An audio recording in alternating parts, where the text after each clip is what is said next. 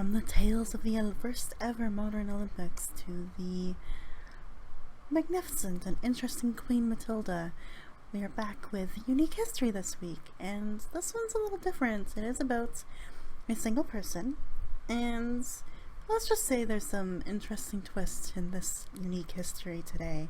Hello everyone, I'm a Mythical Dragon, and we're going to look at something quite interesting. The first couple sentences in this article have me hooked and interested to see how this actually all happened. I'm very curious, and I can't wait to announce that we are going to be looking at the strange escapades of Colonel Thomas Blood. A very interesting name there, last name Blood. Is that an omen for what is to come? Well, let's find out, shall we? The article that I'll be reading today is again from historyextra.com. I have a few more of these lined up, but there are some issues of other magazines that I would love to pick up and share with you. So we'll be using some articles from other sources here very, very soon. But this one is from the historyextra.com, written by a Robert Hutchinson. So this is really excellent. I'm looking forward to this today.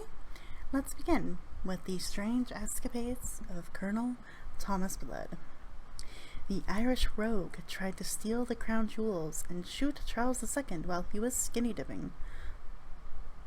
So why, asked Robert Hutchinson, did the king go on to offer him a job? Three things that I read away. Stealing the crown jewels, so in the Tower of London, shooting Charles II while he was skinny dipping, and now the offer of a job with the king. Quite a record, quite a pedigree there of things to give him a reputation, that's for sure. I am looking forward to hearing more, especially about the skinny dipping thing. What? It's quite wild. Let's see here. Let's see if we can dive into this a little bit further. Colonel Thomas Blood, the infamous Irish bravo and desperado, tried to steal the crown jewels from the Tower of London on May 9th, 1671, escaping with the imperial state crown and the coronation regalia secreted in the breeches of one of his accomplices. So he was actually successful up to a point. When he was captured on the wharf outside the fortress, he cheekily acknowledged that the outrage was a gallant attempt, however unsuccessful, but it was for a crown. That's a little cheeky there. I think he's sort of saying that, like, well, this was a gallant attempt. I obviously failed, but at least it was worth it because I did touch the crown. Actually physically holding the crown. That's amazing. That Blood should attempt to pull off one of the greatest crimes of English history is remarkable in and itself. That King Charles II should pardon the daring thief following his capture and then offer him a job is more extraordinary still, especially when you consider Blood's colorful past. He had, after all, already been involved in an abortive coup d'etat in Ireland, countless conspiracies against the crown, and the attempted murder of the former Irish Viceroy James Butler, 1st Duke of Ormond, in St. James's Street, London. Hidden in the reeds alongside the Thames at Battersea, he had also intended to shoot Charles II while the king was skinny dipping in the river, but had held his fire as his heart stopped him out of awe for his majesty. Alright, cool, great, definitely someone who's attracted to all kinds of bodies, it looks like. Nothing wrong with that. Good job, well done. But, wow, attempted murder, conspiracies against, the United Kingdom, or against England specifically, stole the crown jewels, they tried to do a coup d'etat in Ireland to get rid of the governments, basically, and now almost tried to kill the king while he was skinny dipping. That's a rap sheet for sure, if you've ever heard one. But he got a job still, despite a rap sheet. I wonder how he twisted it, or maybe used a little bit of charisma to win over the king. Let's see here. The king lived in constant fear of assassination from a succession of plots involving veteran Republicans and religious extremists. London was a hotbed of sedition as nonconformists struggled to win freedom to worship outside the strictures of the Anglican Church. Blood was deeply involved in most of these stratagems, if not frequently the ringleader. So he's actually behind all of these rebellions against the king, like in secret, or maybe well known. And that's adding to his rap sheet a little bit there. So nonconformists win freedom to worship outside the Anglican Church, so outside that one religion, that one belief, I guess, of Christianity.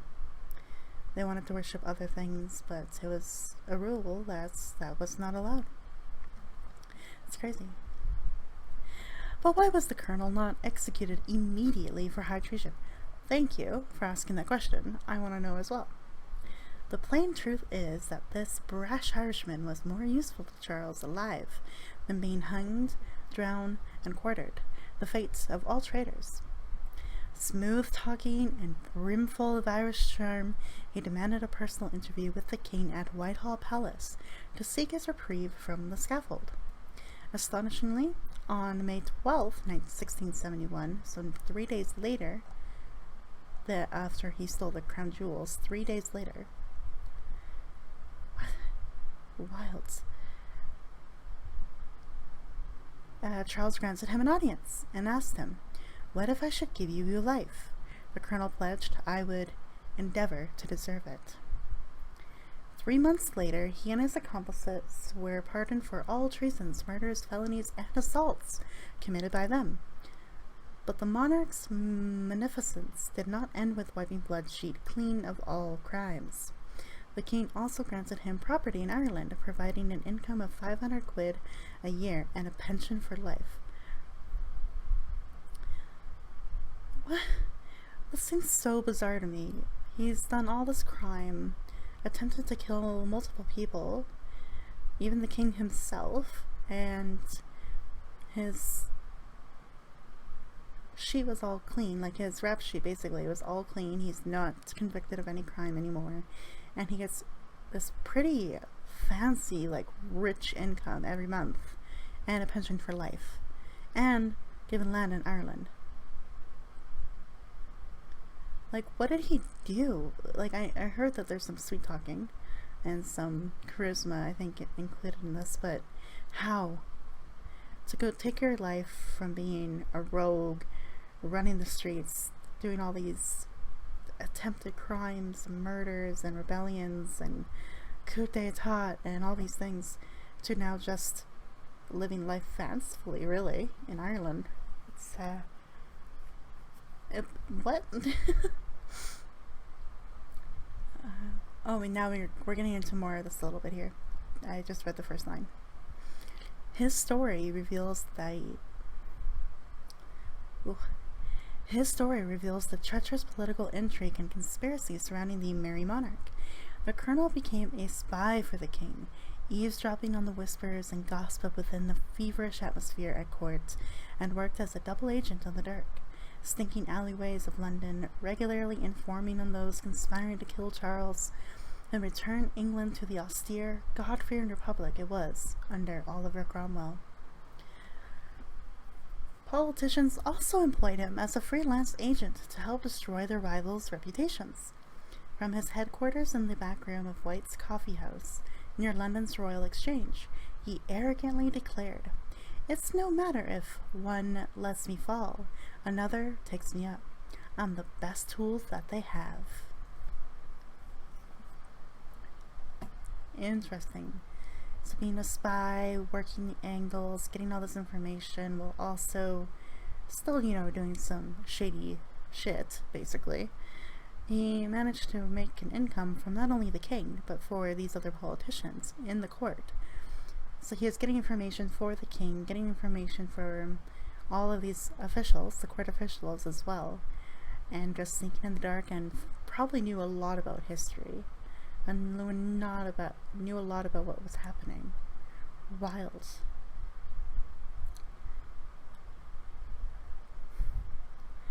Shortly after his release from the Tower, a courtier saw blood idling in the precincts of Whitehall Palace. wearing a new suit and periwig, and being exceedingly pleasant and jocose. He is a tall, rough-boned man with small legs, a pock-marked face with little hollow blue eyes.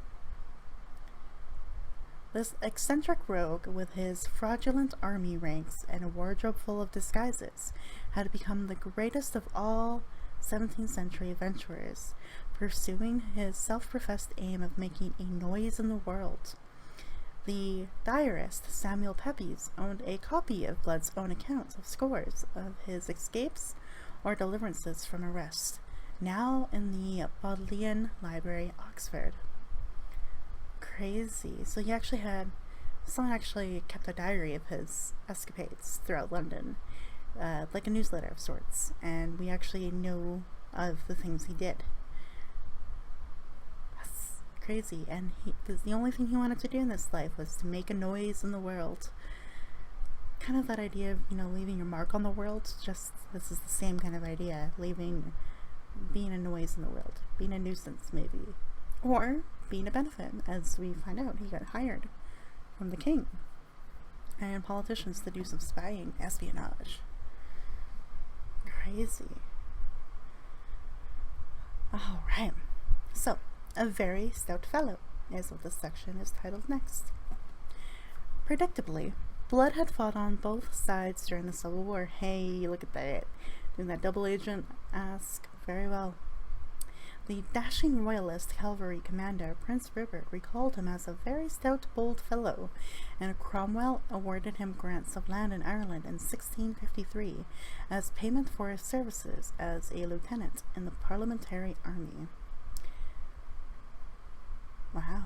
So he really did work both sides of this rebellion. Jeez.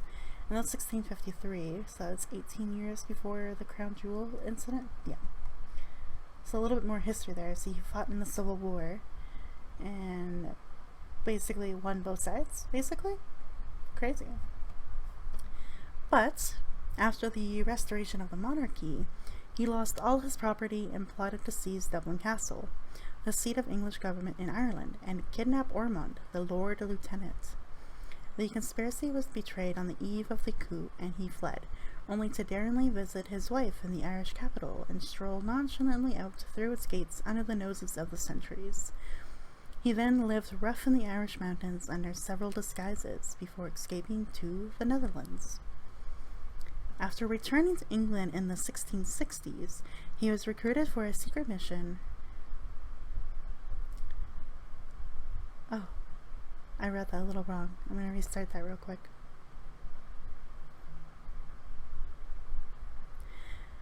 After returning to England in the 1660s, he was recruited for a secret mission to persuade the Republican regicide Edmund Ludlow to quit his exile in Switzerland and join in a plot to overthrow the monarchy, a conspiracy backed by the Dutch government. Wait a minute, he now works for the Dutch government? He really has played for all sides. He's got the true neutral, like chaotic neutral vibe to him right now, to use the D&D alignment. It's wild. After apparently fighting in the failed Scottish Covenanters' Pentland Uprising of November 1666, he went to ground under the aliases Dr. Iliff and Dr. Allen in Romford Market, east of London, practicing as a physician, although he had no medical knowledge whatsoever. His son, also called Thomas, was apprenticed to an apothecary in Southwark, but later became a highwayman, preying on travelers in Surrey. Look at that. Like father, like son, sticking to a life of crime. Craziness. I love it. I like that he faked being a doctor despite not knowing anything about like the body or medical knowledge in the time period. That's bold, like what Prince Rupert said. He's a bold man.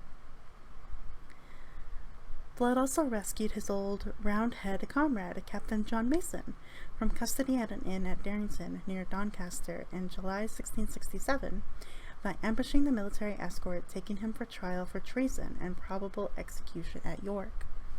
Blood was badly wounded in the face and arm but escaped with Mason.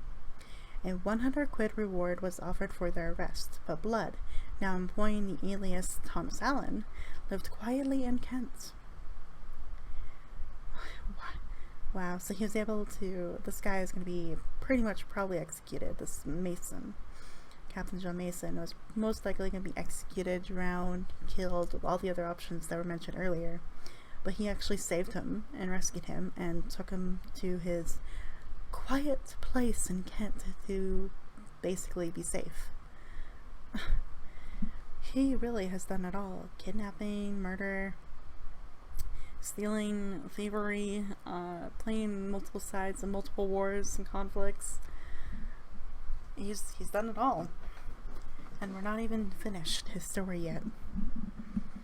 On the evening of December 6, 1670, Blood, now self-promoted to colonel, sorry, that caught me there for a moment. Wow.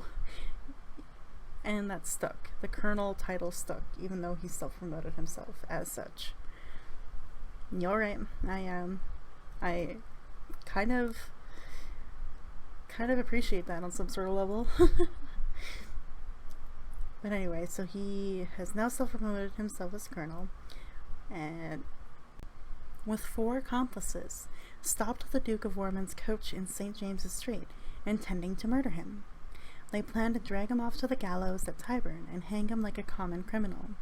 But after being pulled from his carriage, old Ormond fought back. The assailants fired their pistols at him, lying on the ground, but in their panic, all missed. Was this attack mere revenge for Blood's lost Irish estates and his penury? Or were there darker forces at play? Ooh, interesting. George Villiers, 2nd Duke of Buckingham, was probably behind the plot. He hated Ormond mortally, and their feuds at court were often violent. Perhaps this ruthless courtier had paid Blood to kill his rival. Ormond's son, Thomas Butler, Earl of Ossory, certainly believes so. Seeing Buckingham standing by the king at court, he became red-faced with anger and told him, "My lord, I know well that you are at the bottom of this late attempt of Blood's upon my father. Therefore, I give you fair warning that if my father comes to a violent end by sword or pistol, if he dies by the hand of a ruffian, or by the more secret way of poison, I shall consider you the assassin. Wherever I meet you, I shall pistol you, though you might stand behind the king's chair." Interesting.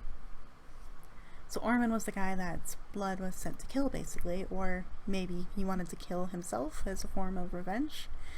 Either way, he failed, obviously, and the son of Ormond, the guy that was going to be killed, basically threatened Buckingham while he was standing behind the king. That's a bold move. I respect that. Well, also maybe not respecting that. It's a little risky to do that with the king right there, but hey, you do what you gotta do, I guess.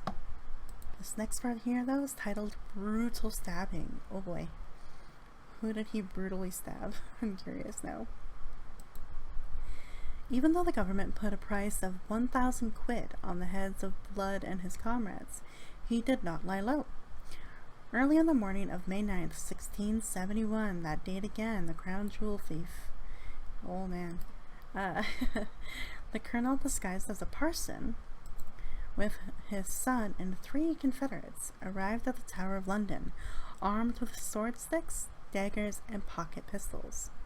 Their plan was to steal the crown jewels, secured in the basement of the 13th century Martin Tower. Brutally, they stabbed Talbot Edwards, the 77-year-old assistant keeper of the jewels, and made off with the regalia. Edward's son Wythe, who had been in Flanders on military service, fortunately arrived home at this very moment and found his father lying in a pool of blood on the floor. The old man staggered to his feet, ripped off his gag, and shouted, "Treason! Murder! The crown is stolen!"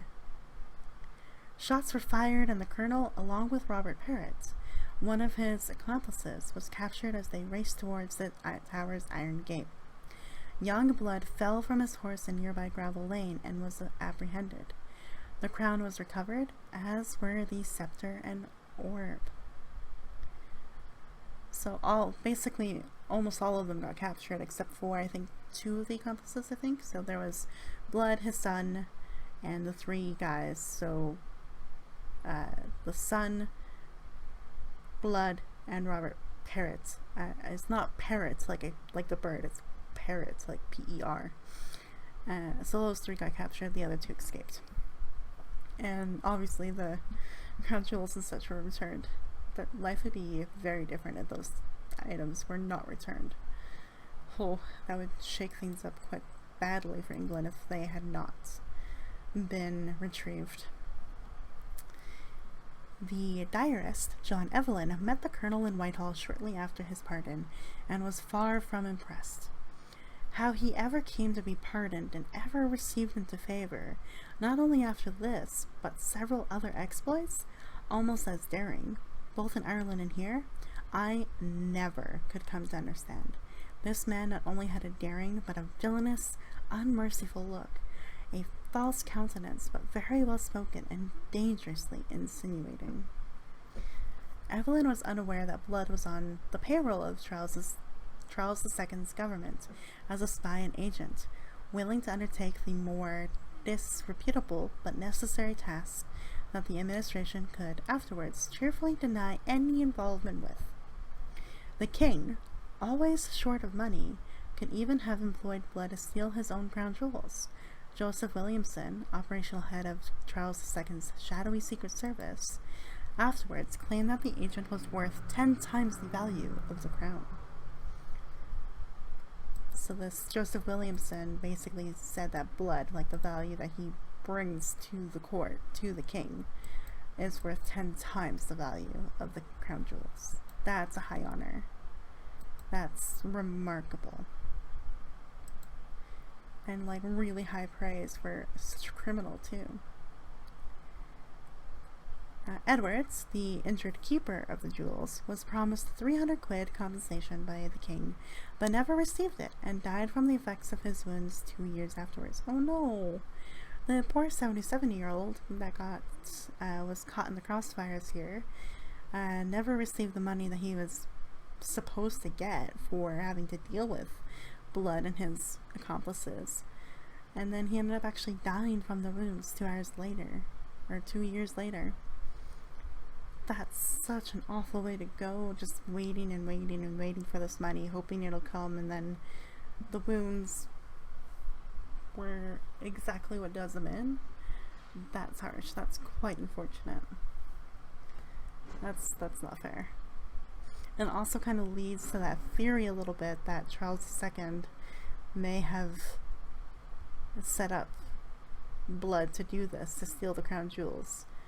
In some sort of political movement, maybe, or some kind of folly, who knows exactly, but because this guy never got the compensation for being stabbed, it makes you wonder what really went on there and what was the motivation Thomas Blood had for attempting the theft of the crown jewels. Thomas Blood died aged 62 at his home in Bowling Alley, Westminster. Given his reputation for disguise and intrigue, the government had to exhume his body to dispel the widespread belief among Londoners that he had faked his own death. Oh my gosh, that would be an amazing end to the story, that he faked his own death and like lived on to be like 90 something. That would be amazing. But the jury, made up of men who knew him, could not recognize the corpse, and he was only identified by his enlarged thumb, the result of an old wound. So there is a little bit of mystery around his death there, because the jury, the people that came to identify the body, could not identify him, did not recognize the body at all. So that gives you reason to believe that all these disguises were actually really well done, and he must have even used them to the most trusted men he had, and never actually maybe trusted the people he worked with or worked for. That is wild. But the thumb gave him away. This is crazy. What a wild life. Kind of getting away with all these kinds of crimes just to get information for the king while also doing all these side things on the down low. It's like the ideal criminal's dream almost. Blood ranks high in the pantheon of true adventurers, with his madcap escapades frequently the excited talk of three kingdoms. Yeah, three kingdoms. England, Ireland, and Norway. There we go. He was an eccentric gambler who was never afraid of the odds against him, taking a reckless delight in staging an outrage purely for its own sake, purely for the chaos, purely for making some noise in the street, which I think after 62 years, I think he was able to even do that, even with the news of his death and the kind of mystery around if that was his body or not. Wild. Alright, there's some additional sections here to this news article. So I'm going to go through it here. This is titled, it alluded to this a little bit actually in the article, but this is more about Charles II's Secret Service. The king employed an army of spies, most of them criminals and misfits, to seek out potential enemies of the state. Charles II needed an efficient secret service to defeat the ever-present threats posed by dissident nonconformists and adherents to the Republican cause.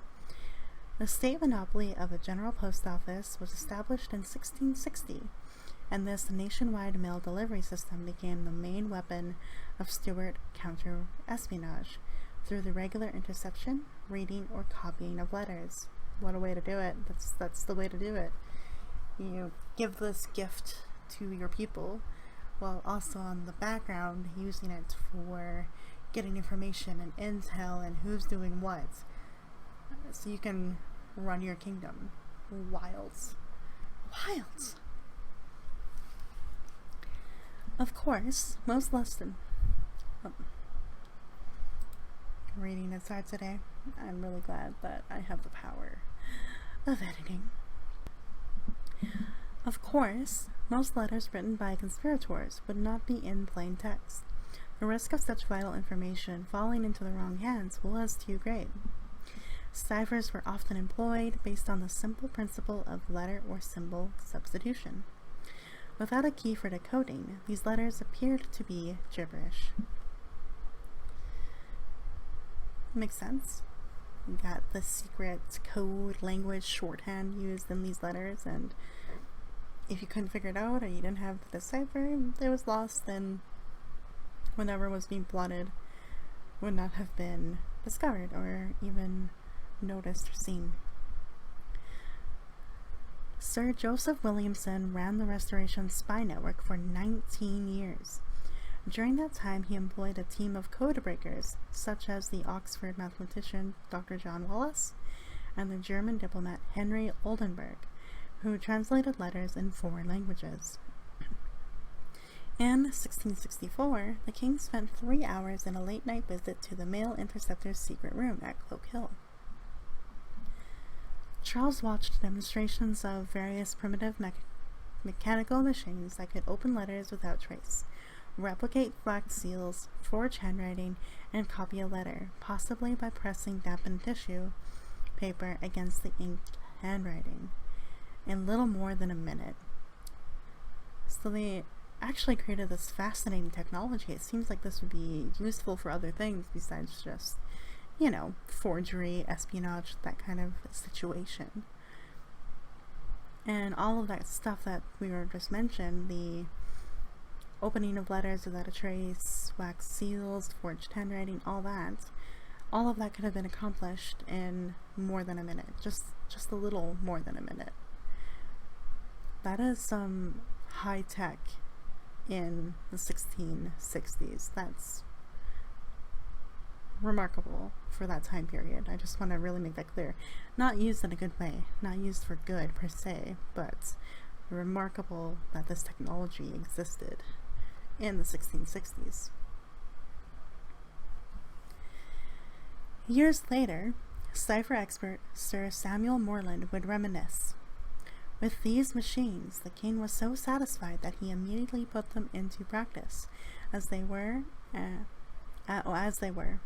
competent salaries pointed for the same and this practice continued with good success till the fire of London consumed both the post house and all the engines and utensils belonging to the premises. Oh man, that technology could have been widespread and used for so much good things, and could have developed some interesting pieces of technology. But of course, there's still so much unrest in England at this time period that there was fire all over London, and they would target records, places that had information or would share information, and of course the post office that the king created and set up, would be a target. And so these machines and all this technology just went. It was gone. And that's such a shame. Although, maybe it was a good thing because they're using it for poor reasons, but it's still a shame if you think about just the technology and science behind that. Wow. Wow. But just as important to Charles's intelligence gathering were informers, who comprised an army of social misfits, criminals, and turncoats. They were prepared to risk their lives supplying information about the internal enemies of the state, in return for the grant of a royal pardon for past delinquencies or simple monetary gain. Yeah, that makes sense. If you're a ruffian or a misfit or a criminal on the street, you're always looking for a way to make a buck, make a quick money, make a quick reputation even. And of course, if they are working with the king, they can ask for even more than that. They can ask for coin, they can ask for them to be pardoned, as Thomas Blood received, and they could ask for land. They really could get anything that they wanted, as long as they had key information that would help Charles II. There's so much wrong with that, but it seemed like it was quite successful for all parties involved. So it looks like there's like a benefit for either side, and it was like this mutual symbiotic relationship a little bit, to throw in some biology at you guys. While not used for a good way or good means, you kind of have to respect that a little bit. A little bit. Not fully, but just a little bit. The penetration and reach of this ever-changing group of spies and informers was extraordinary throughout the three kingdoms, particularly so in England. No man could believe himself entirely immune from arrest for any injudicious word spoken drunkenly in a rowdy tavern, or for being seen in the company of suspected persons in the street. Basically, no one was safe. If you were caught with someone that the king suspected of treason, or was maybe giving a bad name or saying the wrong things, no one was safe from that. And they were able to get them, or at least get information on them, and then they would be handled or dealt with later. Wild. I really don't agree with those methods, but there's something kind of maddening about it, like in such a weird way. Using criminals for a service and payment or in favor of them having their past crimes pardoned is such a weird way to handle society, but I guess it worked for them. Alright, last section here. We get to learn about Blood's lethal weapons. So the way he handled most of his crime, apparently. 2 daggers carried by the Crown Jewels gang suggest that these were men who meant business.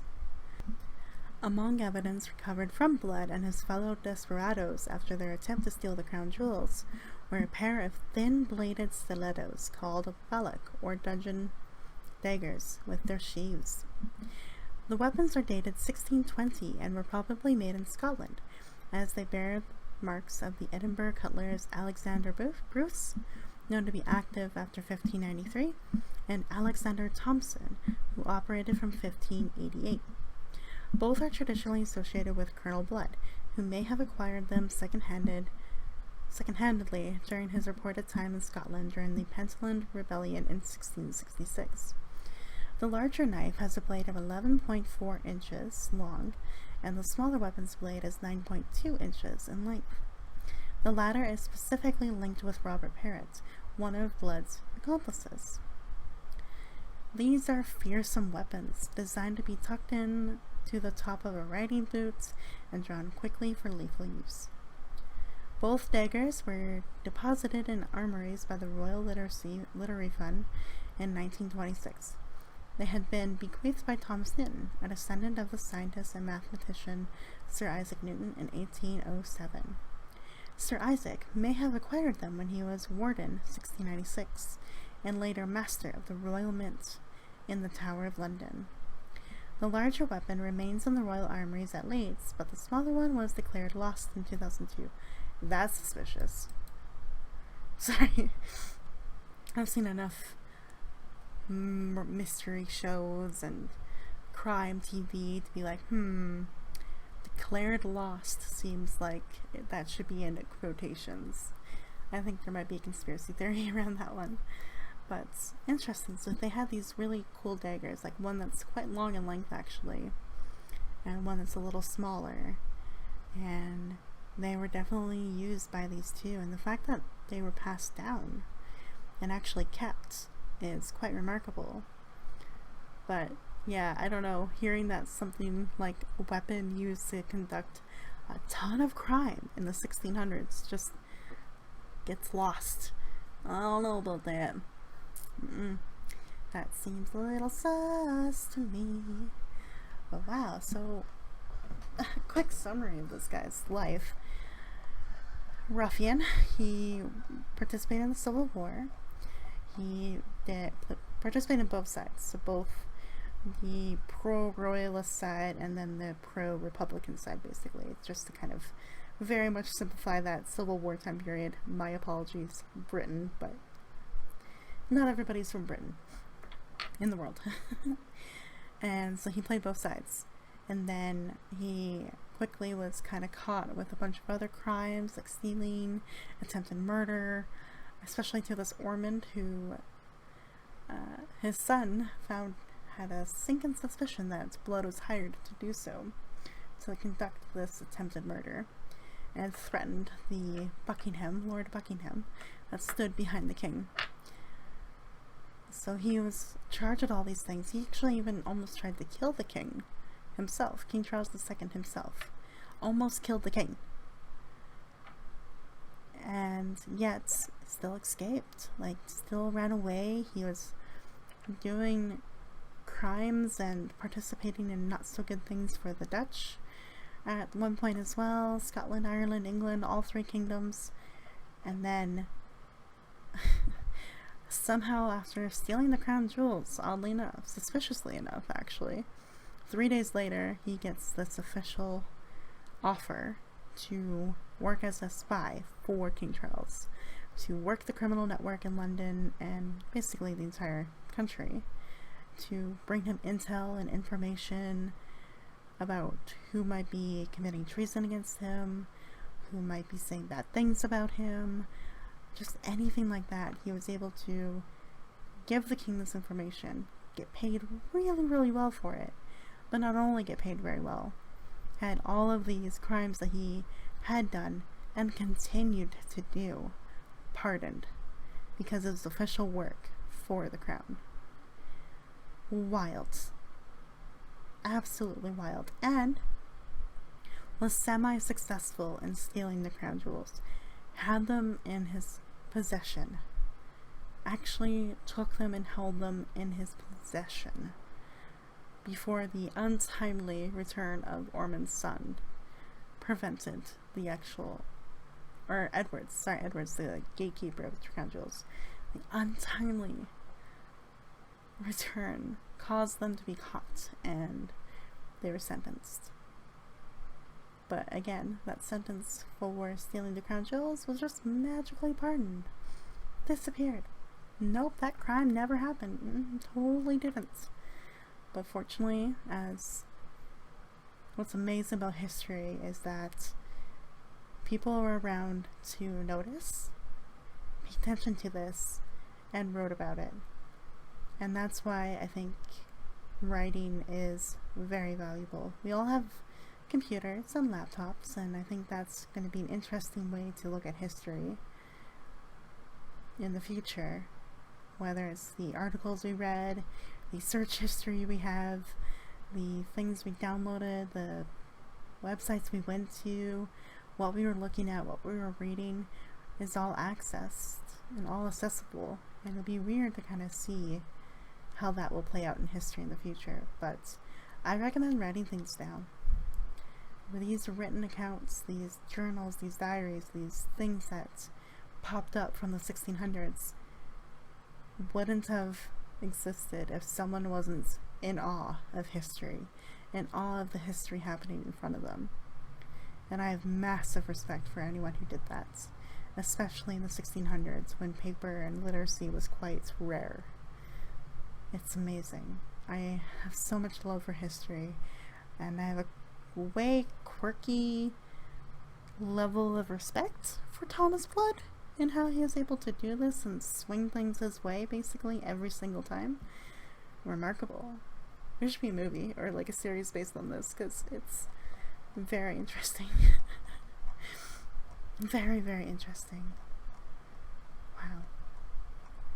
I hope you guys found this interesting. It's kind of a shorter episode for us today, but it was a lot of fun and I enjoyed this quite a bit.